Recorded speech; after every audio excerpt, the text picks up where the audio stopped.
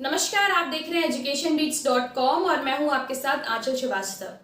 तो आज मैं आपको उस महान हस्ती के बारे में बताना चाहूंगी जिनका नाम बच्चों बच्चों की जुबान पर है। सिर्फ देश में ही नहीं बल्कि विदेश में भी उन्हें जाना जाता है और उन्हीं के बदौलत आज भारत विश्व भर के विकास के मार्ग पर चल रहा है, जिनका नाम है नरेंद्र मोदी। नरेंद्र मोदी का जन्म तत्कालीन बॉम्बे के राज्य के महसाना जिला स्थित वडनगर ग्राम में हीराबेन मोदी और दामोदर दास मूलचंद मोदी के एक मध्यम वर्गीय परिवार में 19 सितंबर 1950 को हुआ था। वह पैदा हुए 6 बच्चों में से तीसरे थे, जिसे भारत सरकार द्वारा अन्य पिछड़ा वर्ग के रूप में वर्गीकृत किया गया। आपको बता दें कि भारत पाकिस्तान के बीच सेकेंड वॉर के दौरान अपने तरुणाकाल में उन्होंने स्वेच्छा से रेलवे स्टेशनों पर सफर कर रहे सैनिकों की सेवा की। उन्होंने साथ ही साथ भ्रष्टाचार विरोधी नव निर्माण आंदोलन में हिस्सा लिया।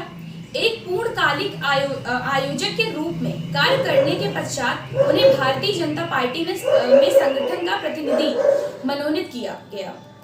किशोरावस्था में अपने भाई के साथ एक चाय की दुकान चला चुके मोदी ने अपनी स्कूल शिक्षा वडनगर में पूरी की, जिसके बाद उन्होंने आरएसएस के प्रचारक रहते हुए 1980 में गुजरात के विश्वविद्यालय से राजनीतिक विज्ञान में पोस्ट ग्रेजुएशन परीक्षा दी और विज्ञान पोस्ट ग्रेजुएशन से डिग्री प्राप्त की। नरेंद्र एक औसत दर्जे के छात्र थे, लेकिन वाद विवाद और नाटक प्रतियोगिताओं में उनकी बेहद रुचि थी। इसके अलावा उनकी रुचि राजनीतिक विषयों पर थी और नई नई परियोजनाएं प्रारंभ करने में भी थी। 13 साल की आयु में नरेंद्र की सगाई जसोदा बेन चमन लाल के साथ कर दी गई। जब वो 17 साल के थे तब उनकी शादी कर दी गई। उन दोनों की शादी जरूर हुई, परंतु वे दोनों एक साथ कभी नहीं रहे। शादी के कुछ वर्षों बाद नरेंद्र मोदी ने घर को त्याग दिया और एक प्रकार से उनका वैवाहिक जीवन लगभग समाप्त सा। पिछले 4 विधानसभा चुनावों में अपनी वैवाहिक स्थिति पर खामोश रहने के बाद नरेंद्र मोदी ने कहा कि अविवाहित रहने की जानकारी देकर उन्होंने कोई पाप नहीं किया। नरेंद्र मोदी के मुताबिक एक शादीशुदा के मुकाबले अविवाहित व्यक्ति भ्रष्टाचार के खिलाफ जोरदार तरीके से लड़ सकता है, क्योंकि उसे अपनी पत्नी, परिवार व बाल बच्चों की कोई चिंता नहीं रहती। हालांकि नरेंद्र मोदी ने शपथ पत्र प्रस्तुत कर जशोदाबेन को अपनी पत्नी स्वीकार किया है। गुजरात भूकंप 2001।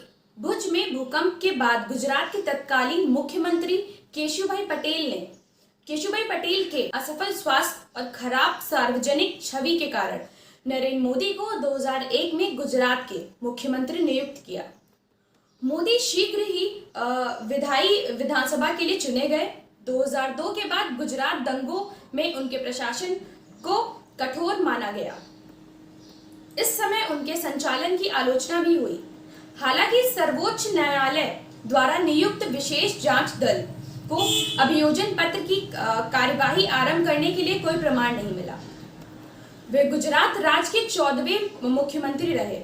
उन्हें उनके काम के कारण गुजरात की जनता से लगातार 4 बार मुख्यमंत्री चुना गया। इतना ही नहीं, आपको बता दें कि अटल बिहारी वाजपेयी की तरह नरेंद्र मोदी एक राजनेता और कवि हैं।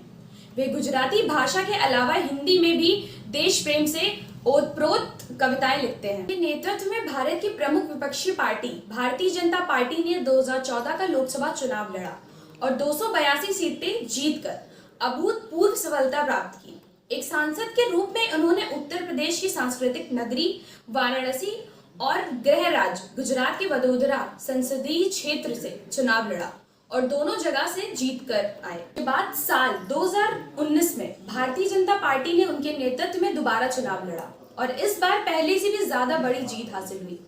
पार्टी ने कुल 303 सीटों पर जीत हासिल की। भाजपा के समर्थक दलों यानी राजग को कुल 352 सीटें प्राप्त हुई। 30 मई 2019 को शपथ ग्रहण कर नरेंद्र मोदी ने लगातार दूसरी बार प्रधानमंत्री बने। आज के लिए बस इतना ही।